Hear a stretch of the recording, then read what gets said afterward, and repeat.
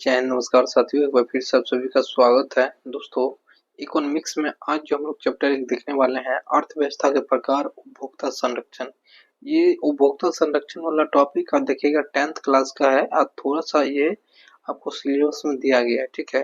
तो उससे जो भी 5-10 पॉइंट इंपोर्टेंट बनेगा वो भी हम देखेंगे। और आपको अर्थव्यवस्था के प्रकार में जो है पूछा जाता है, पूंजीवादी अर्थव्यवस्था कौन सी होती है, समाजवादी कौन सी होती है, मिश्रित कौन सी होती है।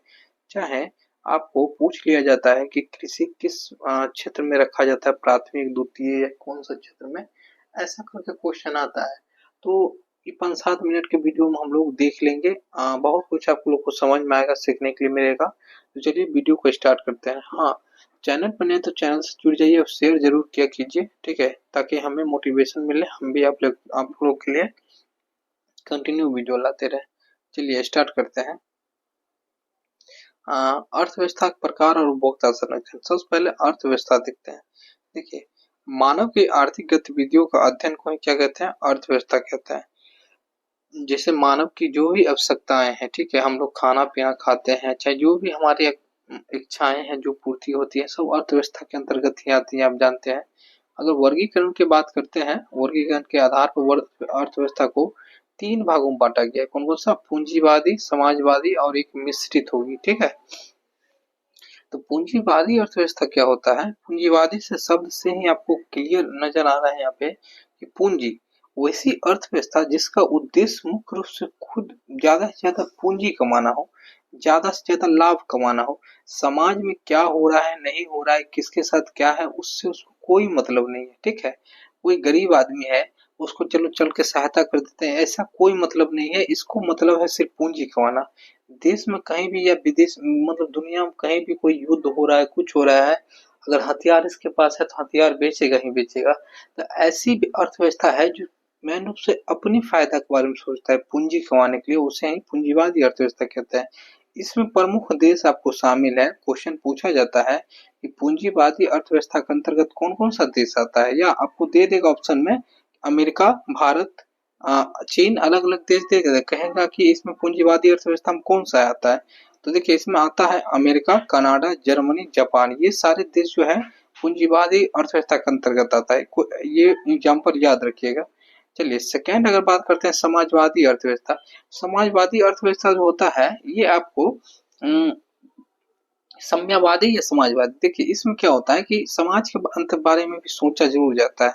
इसमें पूर्णतः आपको कम, इसमें भी आपको प्रॉफिट कमाया जाता है, लेकिन समाज को भी नजर में रखा जाता है, ठीक है।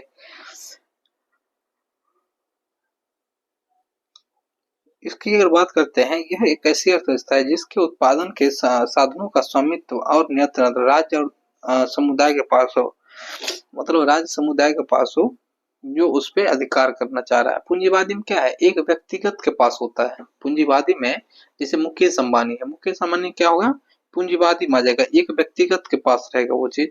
लेकिन इसमें क्या है कि साम्यवाद राज्य के पास होता है, किसी भी संस्था के पास होता है।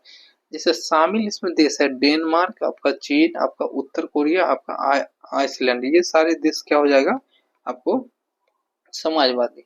अब आता है मिश्रित अर्थव्यवस्था, ये बहुत इंपॉर्टेंट है, इसमें भारत भी शामिल है, ठीक है। देखिए, इसे कुछ अधिकार राज्य के पास होता है, कुछ अधिकार पूंजीवादी, मतलब आप दोनों जो ऊपर पर है, इसमें दोनों प्रकार के व्यक्ति यहाँ पे मौजूद होते हैं।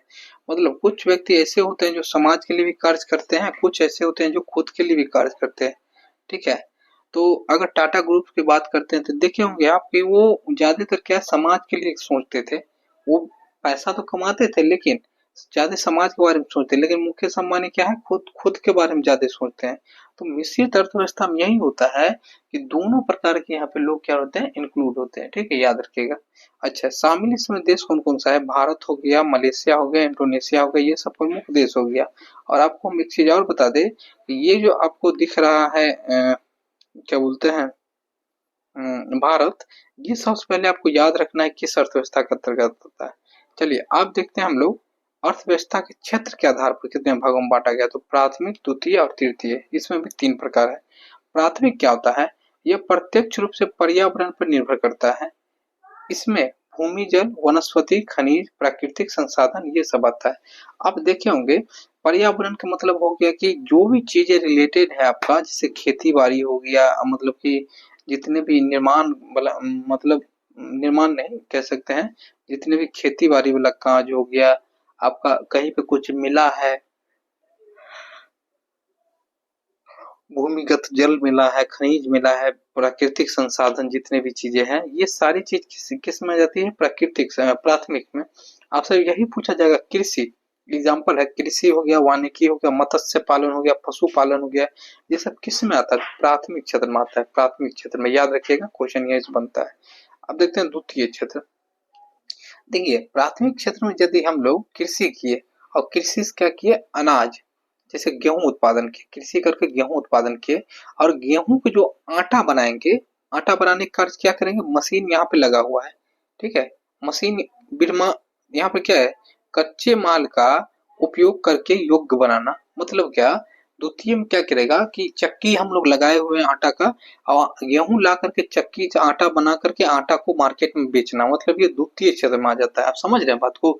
जो मशीन वगैरह का विनिर्माण वगैरह का कार्य हुआ, खनिज मान लीजिए कि एक बात होती है, जैसे यहाँ से प्रथम में क्या हुआ? खनिज मिला, सोना कहीं पे मिला, लेकिन सोना को जो साफ किया जाएगा, सोना जो योग्य पहनने योग्य बनाया जाएगा, किसमें? द्वितीय में। उद्योग, विद्युत, जलापूर्ति, ये सारा चीज होगा द्वितीय में, याद रखिएगा। चलिए नेक्स्ट बढ़ते हैं। मेन रूप से विनिर्माण याद रखिएगा। तृतीय देखते हैं, इसमें विभिन्न प्रकार की सेवा का उत्पादन होता है, जैसे व्यापार, होटल, परिवहन, संचार। आप देखते होंगे कि हम किसी होटल में गए, होटल में जाने के बाद क्या होता है? पैसा दिए, वहां पर अपना आराम कीजिए, अपना खाइए पिए, जो करना है कीजिए। ये सब चीजें किस में होती है? तो तृतीय के अंतर्गत होती है, ठीक है, आपको याद रखना है, ठीक है। चलिए नेक्स्ट बढ़ते हैं। अब देखते हैं हम लोग, तृतीय हो गया। अब देखते हैं हम लोग उपभोक्ता संरक्षण।